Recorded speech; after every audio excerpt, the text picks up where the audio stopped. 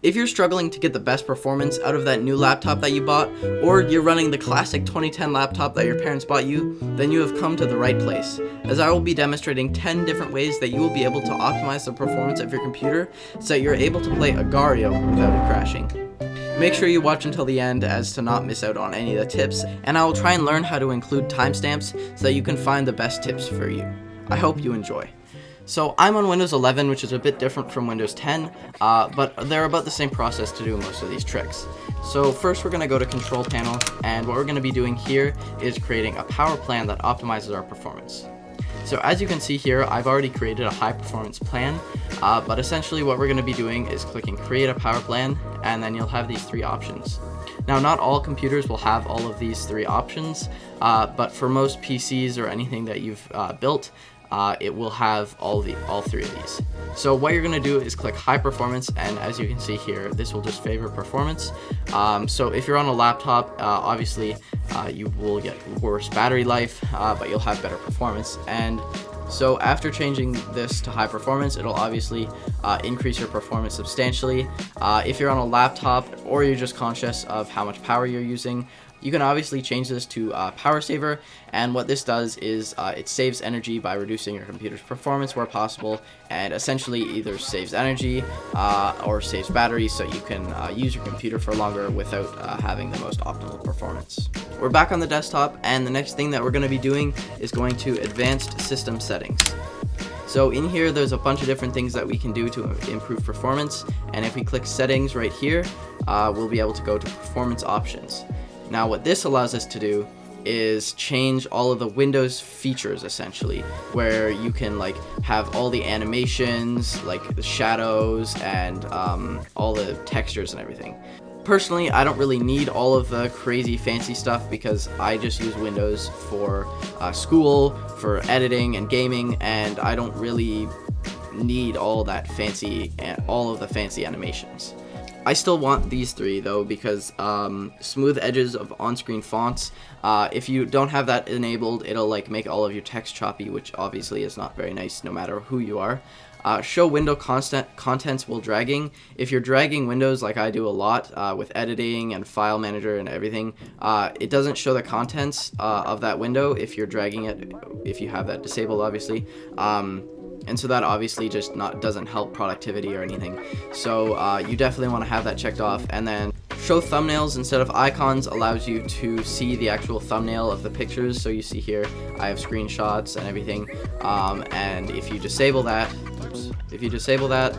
and we go back into File Explorer, you can see all of this is now just icons, and you can actually preview the image. So for editing and everything, I obviously would like to have the preview so I know what I'm clicking on, because I don't want to memorize like image or screenshot 22, 12, 23. That obviously wouldn't help. So if I can see the preview, then it helps a lot. But this is all things that you can play with and customize to your own liking. Next, we're just going to go and search up apps. Now, in Windows 10, you can search up background apps, but in Windows 11 that is not the case, and unfortunately in Windows 11 it's a bit harder to do this. So I'm going to show you how to do it in Windows 11, and then I will be able to tell you how to do it in Windows 10. So if we just search up apps, you'll see add or remove programs, and then it'll have a list of all of the apps that you have on your computer. So what you can do is, let's pick like a Windows app that nobody really wants running in the background, such as People, right? So in Windows 11, you can click the three dots here, click Advanced Options, and then you can see I haven't disabled this app, but you see Background App Permissions, let this app run in the background. If you disable this, then that app will never be able to run in the background, and it will never be able to use any of your RAM, which greatly speeds up performance, as think about it, if you have all of these programs running in the background, it really slows down your computer, and with somebody like me who's running in single channel DDR4, it really makes it rough if I have anything running in the background. So make sure to disable all these. I've already ran through most of them, and it really helped performance. There's a couple you can see never. Most of these I've disabled already. So make sure to do that, and that'll definitely speed up your performance substantially. In Windows 10, what you can do is go to Background Apps, and it'll pop up, and I'll just have to do this for Windows 10. When you click on background apps, it'll be like right around here on your screen. It'll say like allow apps to run in background, and you can just check that off, and it'll disable all of them. Unfortunately, they removed that feature in Windows 11, and you have to go to every single app to disable it, which is really unfortunate, but that's just how you have to do it in Windows 11. So next we're going to go to Control Panel, and in Control Panel there's quite a couple things, but we're going to start in Startup. So you can see here that these are all of the things that will be running every time you restart your computer or wake your computer up from a shutdown. So you can see my last BIOS time was 12.5 seconds, and lots of people's are slower, but I have a lot of stuff on my C drive, which I'll talk about later, so that slows it down. But you can disable all of these by just clicking them and then clicking disable over here, and like over here, if you click disable, now Grammarly won't start every time I turn on my computer, which is what you want, because if you have a bunch of things open over here every time you turn on your computer, it greatly slows down your computer and is not very beneficial. So just make sure to disable all these. If there's like a VAST or something that you want open, then obviously you can leave it enabled. But for me, all of these I don't need, and it definitely speeds up my computer not having them enabled every time I restart my computer. Next, we're gonna go over to details in Task Manager. So trust me, it looks scary at first, but it's really simple, and all you have to do is right click the program that you're using. So if you want to play Minecraft, let me just open up Lunar Client. So if I launch Lunar Client, as you can see here, and then if you sort by its processing ID, you'll see that it'll be able to pop up because like the most, like whatever's taking up the most power will be generally at the top. So you can see here's lunarclient.exe. This is the Lunar Client launcher. So what you're going to want to do to make sure that you get every bit of performance directed to that program is you're going to right click it, set priority, and then click real time or high. When you click real time, essentially what it's doing is it's prioritizing that program so that it's processing in real time. So it'll ignore everything else and like directly process that as priority. If you put high, it'll still let other things process, but real time is like you really want that to be the priority. Next, we're back at the desktop, and we're going to talk about what I had mentioned just briefly earlier, is how much stuff you have on your C drive or your boot drive. So you can see I only have 56 gigs left on my 250 gigabyte SSD, and this is not good. This is not optimal. This is my only SSD. These two are just normal hard drives. So you want to have the least amount of stuff on your SSD for Windows. If you don't have an SSD for Windows, then it's still the same thing. You just don't want to have a bunch of stuff on your boot drive, because then it only accesses the Windows files and it boots a lot faster. So on my school laptops that I've used, I always try to keep this local disk always free so that it can boot as fast as it can, and make sure Windows is always snappy. Because if you have this full like me, I'm noticing, and I'm trying to clear it off, I'm noticing that file exploring and just opening programs is always a lot slower once you have if this hard drive is more full. Now we're going to talk about how you can lower your settings in game to get better FPS.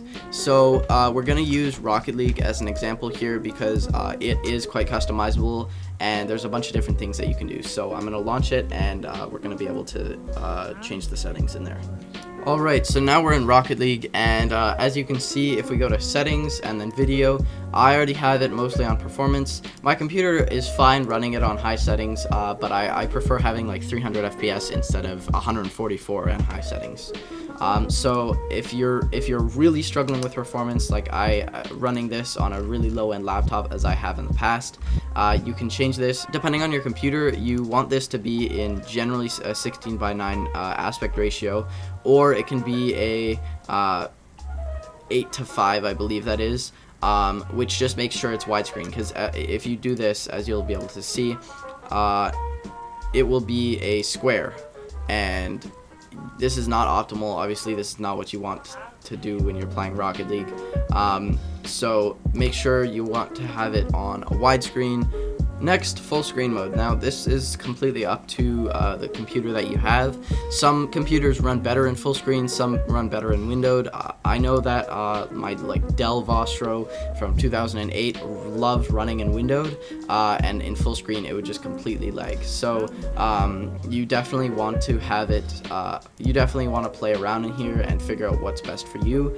Borderless, if you're not sure, borderless is essentially just a windowed, it's a windowed version of the game. It just doesn't have borders. So you can see I have it in windowed mode, and it has this kind of top bar. Not very many people like that, but if I click borderless, you can see it's still a windowed, and I can go from program to program and it doesn't stop, but it's still windowed. So it depends on what your computer likes, but generally I like it in full screen just because it's more immersive, and it focuses Rocket League as like the main program when I'm on it. Anti-aliasing, if you're not sure, anti-aliasing is essentially what smooths the edges, because obviously these are all pixels and they're square pixels. So in order to get those curved edges, there's a processing technology that essentially allows you to make a pixel in half so that it can make those curves better. This obviously takes a bunch more processing power because there's a lot more work that your computer has to do, and for most people anti-aliasing really doesn't benefit them all that much, but in a game like Rocket League you'll be able to see these curves on your car will be choppy and less smooth if you don't have anti-aliasing on. Now that's just preference, but it's definitely nice to be able to have those nice smooth curves, as you can see here. Next, render quality. Render quality, obviously this will differentiate from game to game, but essentially it's how much quality the render will be. It's kind of like anti-aliasing in terms of there won't be as many jagged edges, and everything will just look a whole lot better. If we go on high performance mode, you can see everything looks low quality, everything looks choppy, it just doesn't look as nice. So all of these, essentially, all I'm saying is play around with them. Obviously, if you have it on performance or high performance, it'll run better. If you have it on quality, it'll run worse. Not everybody understands how frames per second works. Essentially, your monitor will have a refresh rate. So mine has a 60 hertz refresh rate, which essentially means that I can only see 60 FPS. So I could technically cap this at 60 FPS, and that means that my game won't run at any higher than 60 FPS. Now, you might be wondering, why would you ever want to do that? Why wouldn't you just want higher FPS?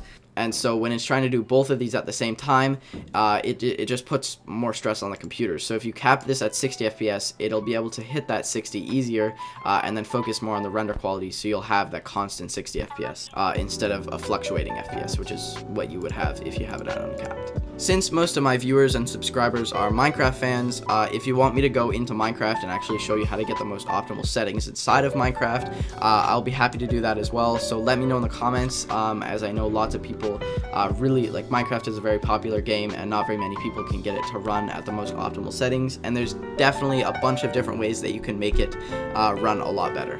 Now we're in the more advanced section, so some of this will actually cost money, and it'll also be just more advanced and difficult and require a higher level of skill.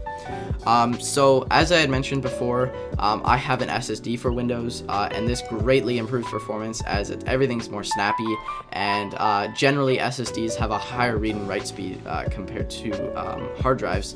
So this allows them to be perfect for Windows, as you can access everything a lot faster, run programs faster, and it just overall is more beneficial to have an SSD. So upgrading your RAM, CPU, and GPU, which is the next option and obviously is very expensive, is only if you're really struggling with performance and everything else isn't helping and you're running 2010 hardware. So obviously if you're not an enthusiast, then you don't need the top of the line hardware such as me. I literally have a GTX 970, which is from 2016 I believe, and it does everything that I could possibly want. So if you're not an enthusiast, you don't need the top of the line hardware, and I can also make another video on this if you want. Just let me know in the comments. But there's a lot of very underrated and underappreciated technology out there that's actually quite old now, but still outperforms and is a lot cheaper than all of the new options today. So make sure to do lots of research before you go out and buy anything. But if you're really struggling to get any performance out of your computer, upgrading is definitely a good option and will definitely provide better performance for any game. So that's about the end of this video. If you have any questions, obviously the nice part about being a small YouTuber is that I read all of my comments since I don't get very many. So if you have any questions, I'll obviously try my best to help you. Unfortunately, everybody's situation is a bit different, and it's hard to know how to fix things that are like freak accidents or freak like problems. So I'll obviously try my best to help you, but I really hope that some of these tips helped you. I did a lot of research before this, and some of these tips I had never seen on the internet before. Maybe I just didn't do enough research, but I just wanted to make a video that combined them all to make sure that you get the best performance out of your computer. So I hope you enjoyed, and I'll see you guys next time.